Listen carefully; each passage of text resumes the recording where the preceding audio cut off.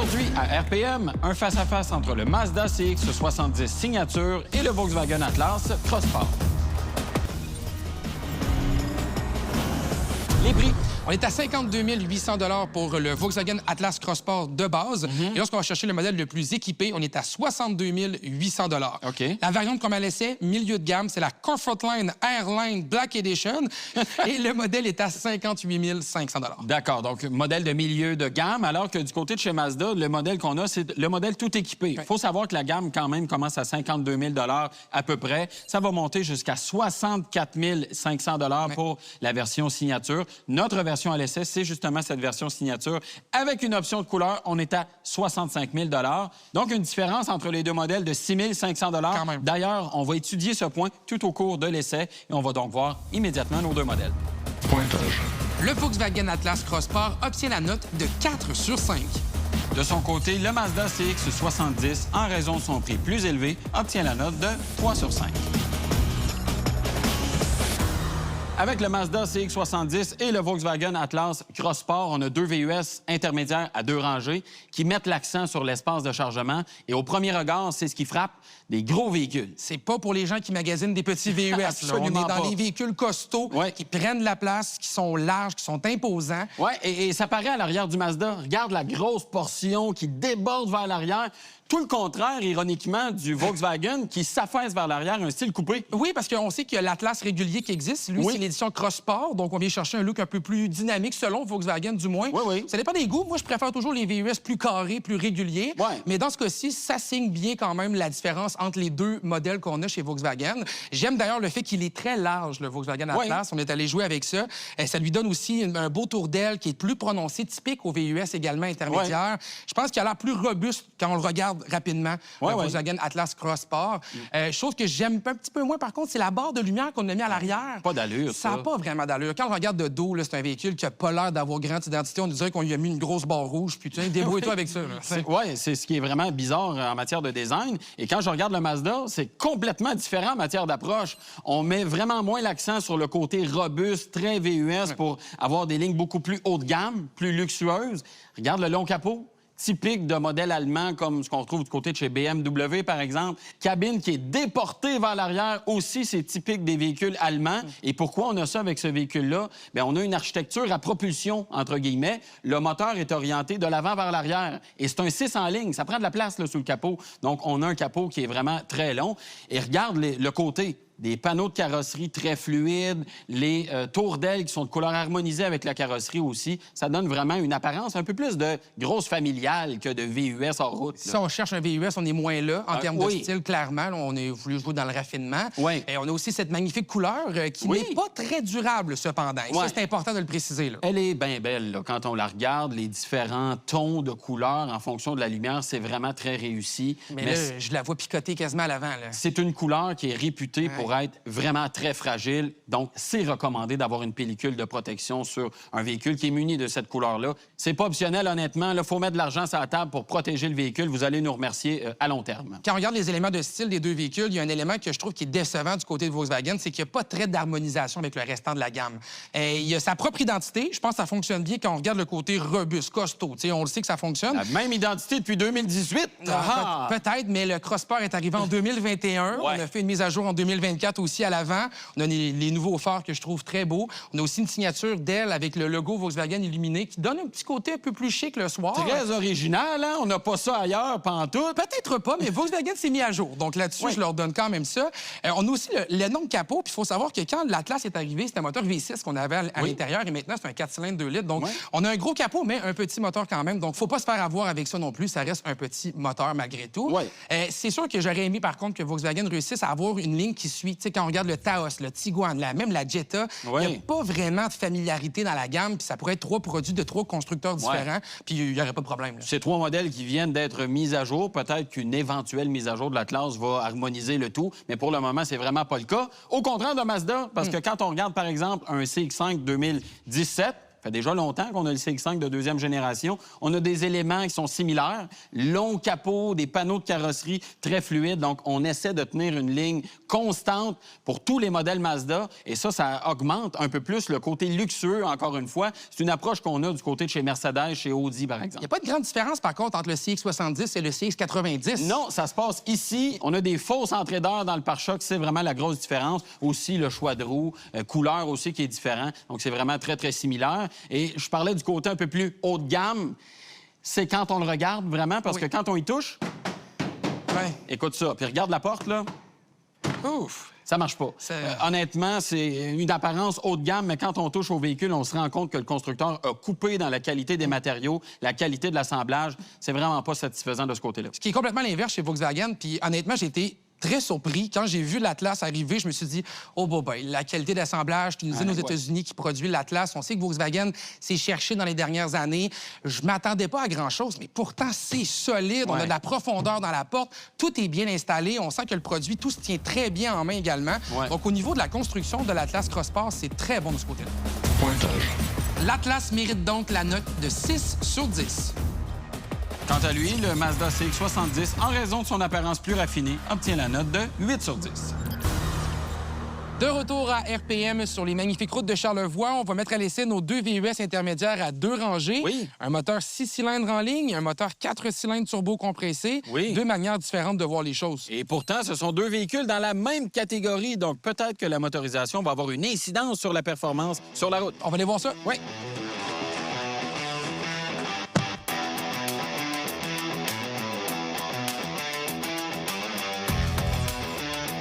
Ça, c'est quelque chose que je comprends pas du Volkswagen Atlas Cross-Sport. C'est à quel point on a de la difficulté à rentrer dans ce véhicule-là. On a une colonne de direction qui est tellement massive que dès qu'on embarque dans le véhicule, on se cogne automatiquement les genoux. Vraiment désagréable. Une fois, par contre, qu'on ferme la porte, bien là, c'est là qu'on voit qu'on est dans le Volkswagen Atlas, comme la grosseur qu'on voit à l'extérieur, parce que c'est un véhicule qui est spacieux à l'intérieur. On a beaucoup d'espace pour les jambes. On a beaucoup d'espace pour les supports sur le côté des sièges. Donc, peu importe votre type de morphologie, vous allez trouver votre place confortable dans le véhicule. Les sièges sont d'ailleurs chauffants et climatisés de série. Élément que je trouve intéressant, surtout en considérant qu'il y a d'autres concurrents qui vont juste pas offrir l'option ou qui vont l'offrir dans des variantes plus dispendieuses. Le siège conducteur peut s'ajuster en 10 positions, donc c'est facile de trouver une bonne position de conduite à bord. Tandis que pour le passager, c'est 6 réglages manuels. Bon, ça aurait été le fun peut-être des avoirs électriques, mais au moins, ils montent et descendent. Donc, on peut accommoder aussi le type de gabarit de notre passager sans problème. L'accès à bord du CX-70, c'est assez facile pour une personne de ma taille, mais pour les personnes de plus grande taille, c'est beaucoup plus difficile. Il y a une espèce de proéminence qui sort du tableau de bord, qui abrite les bouches de ventilation. Et si on fait un petit coup vite, puis on essaie de monter pour une personne de plus grande taille, je veux dire, on s'accroche le genou là-dessus. Donc vraiment, ça, c'est à revoir. Ergonomiquement parlant, c'est vraiment pas optimisé. Quand je prends place dans les sièges, je me sens confortable. On a vraiment des sièges de bonne qualité, bon renfort pour les jambes, pour le dos aussi, beaucoup d'amplitude dans les réglages, colonne de direction aussi à réglage électrique, ce qui fait que quand on mémorise notre position, le véhicule va enregistrer également la position de la direction. Donc, ça permet, quand on monte à bord du véhicule après quelqu'un d'autre, de revoir notre position quasiment parfaite. On a un écran d'instrumentation de 10,25 pouces qui est numérique et ça, c'est de série dans le véhicule. Donc ça, c'est plutôt agréable parce qu'on n'a pas besoin encore une fois, chercher un groupe d'options en particulier pour avoir droit à cette technologie-là. Il faut savoir toutefois que c'est très chargé à bord. Il y a beaucoup de menus, il y a beaucoup d'informations aussi qui est véhiculé au conducteur. C'est possible de le personnaliser. Là, on est capable d'enlever les menus et de choisir quelque chose d'un petit peu plus simple, mais ça prend encore une fois un bon temps d'ajustement pour bien le comprendre. On a un écran d'infodivertissement de 12 pouces à bord qui est de série dans l'ensemble de la gamme. Moi, je trouve que ça navigue facilement. On a simplement besoin de glisser notre doigt de gauche à droite pour naviguer à travers les différents menus. L'écran est d'ailleurs bien positionné vers le conducteur, donc c'est facile d'accès. On n'a pas besoin de tirer trop loin notre doigt là, pour réussir à atteindre l'écran. On a une belle luminosité aussi. Chose qui ne fonctionne définitivement pas toutefois, c'est les commandes de climatisation avec un pressage haptique avec le doigt. C'est difficile de s'ajuster. Il faut aller dans le menu en bas ici pour cliquer sur climatisation pour ensuite tomber dans un sous-menu qui, lui, nous permet d'ajuster la force du ventilateur dans le véhicule ou de changer l'orientation du système de climatisation. Ça nous prendrait quelque chose de beaucoup plus intuitif à utiliser. L'espace de rangement est très bon à bord du véhicule. On a de l'espace entre le conducteur et le passager sous la console centrale. On peut mettre plein de choses là. Des vides-poches qui sont profonds également dans les portes. Des porte-gobelets qui sont bien positionnés. Un chargeur pour téléphone qui est facile d'accès. C'est un chargeur sans fil qui est ventilé également. On a de l'espace dans la coudoir centrale qui est assez profond. De l'espace aussi dans le coffre à gants. Franchement, le rangement, c'est optimal. On va parler maintenant de l'interface numérique. On a un duo ici d'écran, 12,3 pouces, instrumentation, info, divertissement.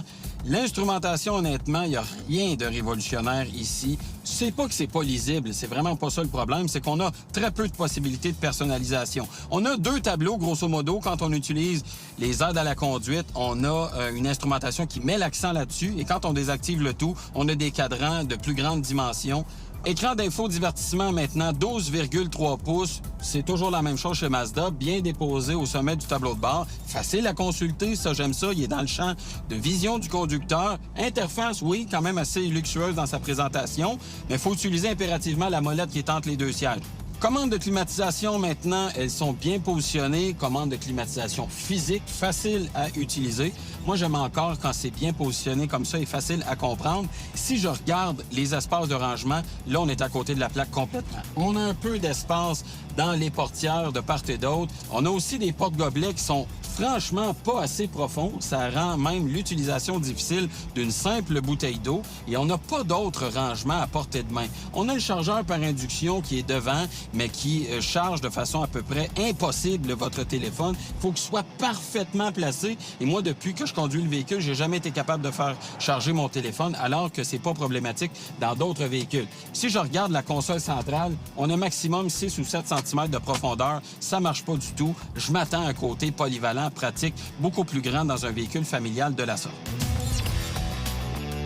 Je trouve ça beau à bord du Volkswagen Atlas Crossport. Franchement, on a une belle qualité d'assemblage, plusieurs types de matériaux aussi qui ont été utilisés. Une espèce d'aluminium brossé, on a du caoutchouc, de la cuirette également dans les portes. C'est beau, c'est bien agencé. Puis comme je disais, là, je trouve que tout est solide, tout est bien installé dans le véhicule. C'est une cabine là, dans laquelle on est confortable puis c'est agréable d'être à bord. Un autre bon point, c'est la visibilité vers l'extérieur. Moi, ce que j'aime, c'est que j'ai l'impression que le toit est comme déposé sur le véhicule. C'est comme si la portière était en continuité avec le capot. Je trouve que ça donne vraiment une bonne sensation. Pilier A, pilier B aussi, assez mince. Ce qui marche pas, puis c'est à peu près la même affaire dans tous les véhicules, c'est au niveau du pilier D. Là, c'est vraiment très difficile. Le pilier D est large et c'est encore pire quand on a un occupant à l'arrière qui vient boucher la 3e vitre. Ça crée un angle mort très prononcé du côté arrière passager. En matière de finition, par contre, le Mazda a vraiment réussi son approche. Regardez les matériaux ici, une suédine de couleur beige Windsor, même couleur que les sièges. Bonne qualité de finition aussi de façon générale, des matériaux qui sont bien choisis. Ça augmente, ça rehausse le sentiment d'être à bord d'un véhicule haut de gamme. Et ça, je pense franchement que c'est une carte de visite du Mazda CX-70. Ça, j'ai de la misère à comprendre, là, mais la visibilité à bord du Volkswagen Atlas Crossport est pas bonne. Vraiment, là, on a des piliers qui sont massifs, un plafond qui est bas vers l'avant. Ça fait en sorte qu'on a un tout petit pare-brise. Tout est restreint, tout est compact. Puis ça fait en sorte que c'est pas facile de s'y retrouver. Vraiment, là, la visibilité, là, c'est quelque chose qui fonctionne pas. Pointage. Outre cet aspect, l'Atlas mérite la note de 8 sur 10. De son côté, le Mazda CX-70 obtient la note de 7 sur 10.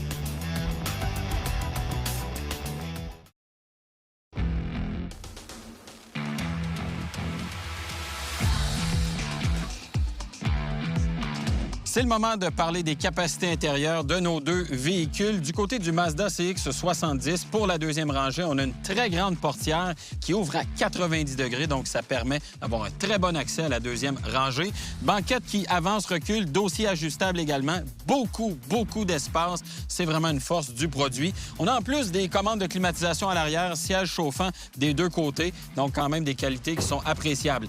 Beaucoup d'espace.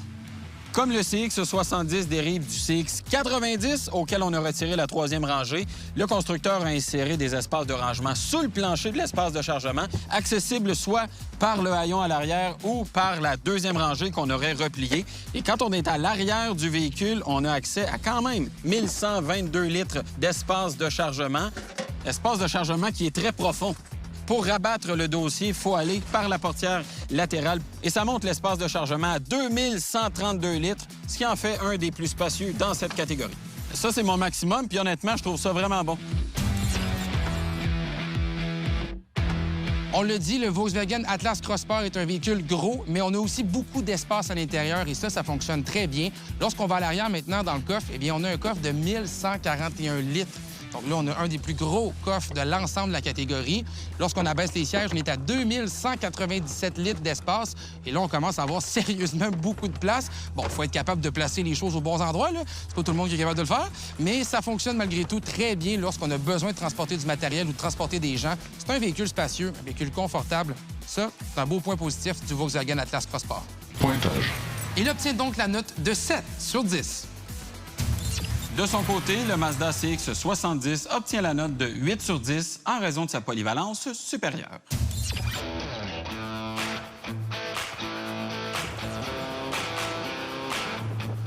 Parlons de la motorisation maintenant. 6 cylindres en ligne, 3,3 litres, 340 chevaux au maximum. On a de la puissance disponible. Et écoutez le son. Ça, c'est vraiment le fun à entendre. Vraiment une sonorité qui est particulière, qui est vraiment très agréable.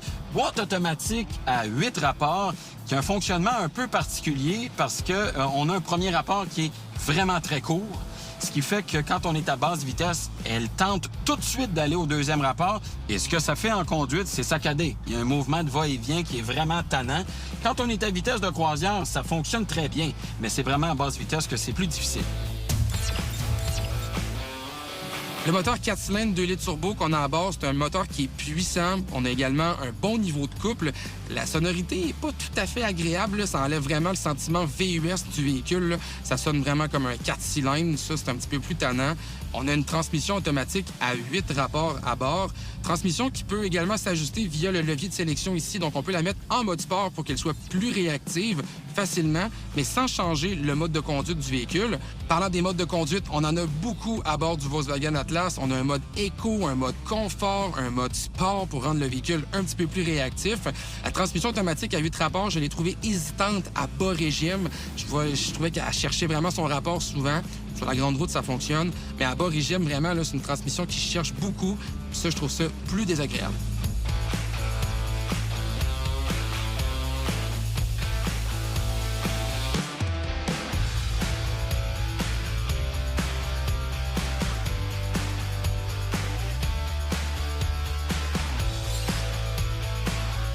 C'est sûr que quand on parle de la suspension, comportement routier assez sportif, donné par une suspension qui est plutôt ferme, des roues de 21 pouces avec des pneus à flanc assez étroits. Ça peut cogner assez dur quand on a des petites bosses sur la route.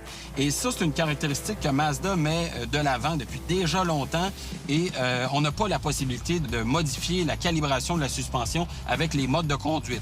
Néanmoins, le confort à bord demeure assez bon à cause des sièges, mais aussi de l'insonorisation qui est plutôt prononcée. Et ça, ça permet d'être bien isolé de ce qui se passe à l'extérieur du véhicule. Système de freinage, maintenant, on a une pédale qui est bien calibrée, assez ferme aussi, c'est typiquement Mazda comme calibration. Et si j'appuie, ça freine. Et ce que j'aime, c'est que le véhicule ne s'écrase pas. Je me sens en contrôle, même si je fais un freinage quand même assez prononcé. Donc, ça donne confiance dans le comportement du véhicule. La suspension du véhicule est assez ferme. En capacité de remorquage, c'est un avantage. On ne va pas sentir que le véhicule va s'affaisser à l'arrière. Ça fait en sorte que c'est sûr et certain que c'est un petit peu plus ferme dans l'habitacle également. Je Je trouve également que la direction du véhicule est plus ou moins précise. Il faut faire de grands mouvements pour réussir à atteindre notre objectif. Ça, je pense que ça serait à recalibrer vraiment si on veut ajouter un sentiment de conduite dans le véhicule. Le roulement est ferme à bord, mais ça, je pense que c'est vraiment à cause des pneus qu'on a. On a des pneus de marque Kumho. C'est des roues de 20 pouces qu'on a laissées actuellement. Donc, je crois que si on choisit un pneu de plus petite taille avec un meilleur flanc, on devrait avoir un sentiment de confort qui est plus relevé à l'intérieur. Le freinage est bon, mais j'ai trouvé la pédale sensible. Dès qu'on effleure la pédale de freinage, on sent tout de suite que le véhicule veut freiner. Ça prend un certain temps d'adaptation, ce qui n'est pas évident au début. On y prend goût, mais c'est pas si facile que ça de s'adapter en commençant. Donc, ça reste un produit confortable avec une bonne insonorisation. Et si on va choisir une pneumatique de plus petite taille, on devrait être capable d'avoir un confort et une insonorisation encore plus relevée, selon moi. Pointage. Le Volkswagen obtient donc la note de 6 sur 10 pour son comportement routier. Et pour son approche plus raffinée, le CX-70 obtient 8 sur 10. À ce moment-ci de notre face-à-face, le Volkswagen a accumulé 31 points, alors que le Mazda en a accumulé 34.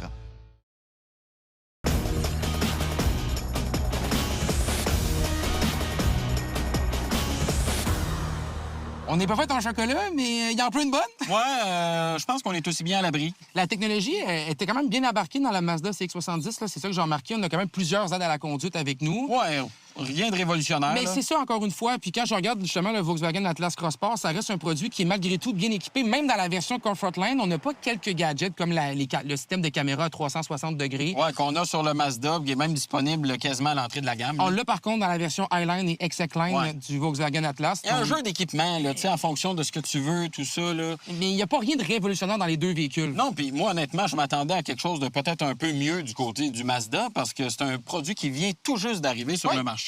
Puis on sait qu'il y a des constructeurs, je pense à GM, je pense à Ford, qui installent des systèmes de conduite semi-autonomes, Super Cruise, Blue Cruise. Pourquoi on n'arrive pas avec ça, là? Ils sont beaucoup plus évolués, là. Ben oui! Avec le niveau de luxe qu'on a dans un CX-70, on serait à même de s'attendre à ça, là. Dans les surprises que j'ai eues en conduisant le Mazda CX-70, c'est que j'ai remarqué qu'il y a exactement la même capacité de remorquage que mon Volkswagen Atlas Cross Sport. Ouais, 5000 livres. C'est bien. Oui, oui. Mais pour un moteur 6 cylindres en ligne avec une quincaillerie aussi complexe, je me serais attendu peut-être à plus de capacité de remorquage. Puis ce que j'aime beaucoup de mon Volkswagen, c'est qu'on a quand même un attache remorque de série sur le véhicule. Oui. Et ça, pour moi, c'est un argumentaire qui est intéressant, surtout dans cette catégorie de véhicules-là. Oui. Les gens qui choisissent des VUS intermédiaires à 2 rangées, c'est qu'on veut pas avoir le 7 passagers.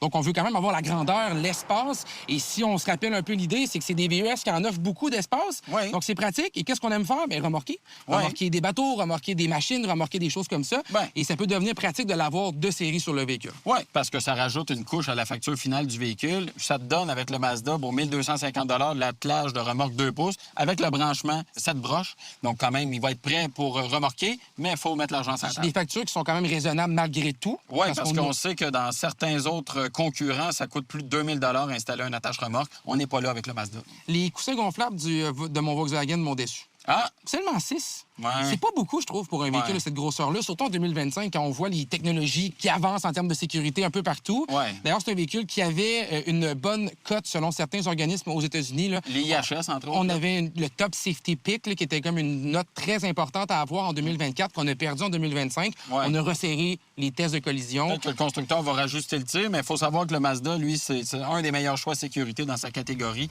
dès le départ. Donc, on sent que Mazda a peut-être mis l'accent un peu plus que Volkswagen sur cet aspect-là. Pointage. C'est ce qui confère au Mazda CX-70 la note de 8 sur 10. Et pour ses lacunes, le Volkswagen Atlas obtient la note de 6 sur 10. Pour ce qui est de l'entretien du Mazda CX-70 MHEV signature 2025, le constructeur nous recommande d'aller chez le concessionnaire à tous les 16 000 km. Première vidange d'huile qui va comprendre également l'entretien des freins à 16 000 km, évidemment. 460 $, donc déjà, c'est très élevé.